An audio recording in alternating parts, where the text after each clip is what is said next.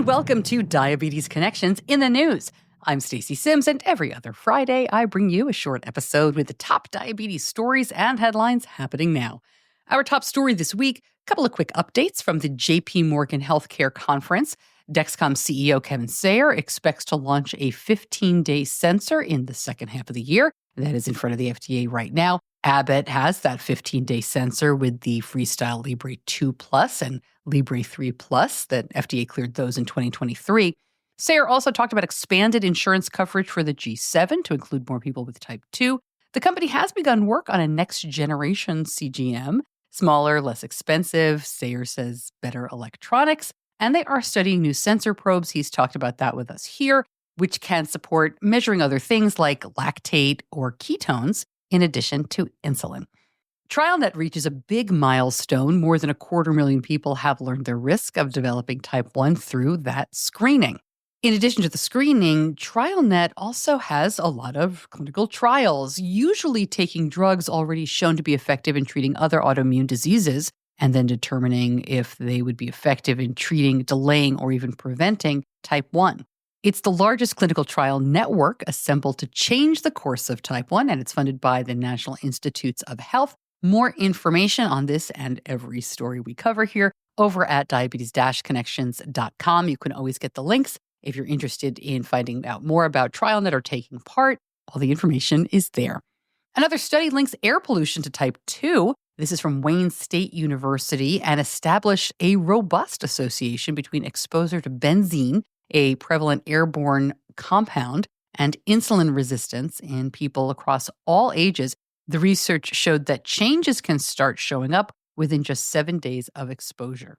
Adults who are overweight or obese and have type 2 who are given SGLT2 medications alongside moderate calorie restriction achieve much higher rates of remission compared to calorie restriction alone. People in the study were 20 to 70 years old with a body mass index greater than 25, not taking any diabetes meds except for metformin.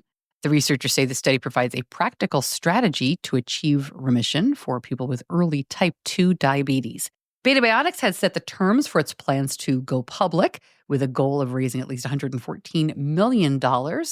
This is as we are recording. It's likely they will have begun trading on the NASDAQ by the time you are hearing this episode, and the ticker is BBNX.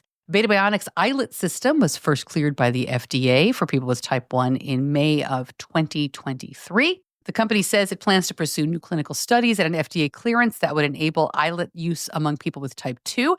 Interestingly, the goal of the iLet and Bionics for years now has been a dual-chambered pump with both insulin and glucagon, but I didn't find anything about that in the articles about this IPO. So I reached out to Bionics, and they told me the dual-chambered pump is still very much the goal. They're very clear on that. So I'm not sure why most of the publications left that part out, but I appreciate Bionics confirming that they are still on the mission. Large new study estimates the size of the current U.S. population with type 1 diabetes and projects growth over the next 10 years.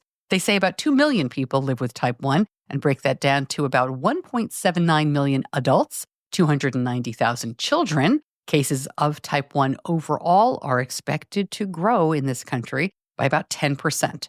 The American Diabetes Association teams up with Xeris Pharmaceuticals, makers of Gvoke, the ready-to-use emergency glucagon. It's estimated about 46% of people with type 1 and 21% of those with type 2 using insulin experience at least one severe hypoglycemic event every year. The ADA and Xeris are developing educational materials and training resources, as well as a national awareness campaign.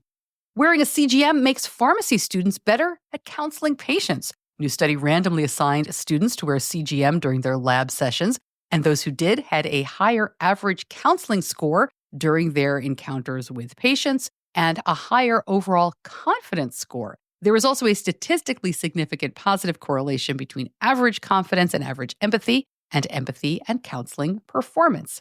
And finally, I was rooting for the Bills, but I was also rooting for Mark Andrews, of course, the Baltimore Ravens tight end who lives with type 1, got a lot of negative attention after he was not able to catch that game-tying 2-point conversion. In the, sad sign of sports these days, he's actually been receiving death threats and, just nasty comments about it. A Bills fan kicked off a GoFundMe to back breakthrough T1D, of course, which Mark Andrews has supported. And that GoFundMe just keeps growing. As of this recording, it is close to $100,000. It'll probably break through, no pun intended there, sorry. It'll probably break through the $100,000 mark very shortly. So I know you Ravens fans, I know it was still disappointing and upsetting, but, classy stuff from the Bills fans. I'm rooting for them. Hey, I'm a New Yorker. I lived in upstate New York for many years. All of my college roommates were huge Bills fans, and it definitely rubs off.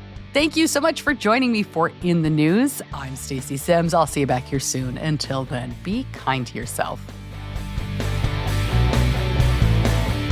Diabetes Connections is a production of Stacey Sims Media. All rights reserved, all wrongs avenged.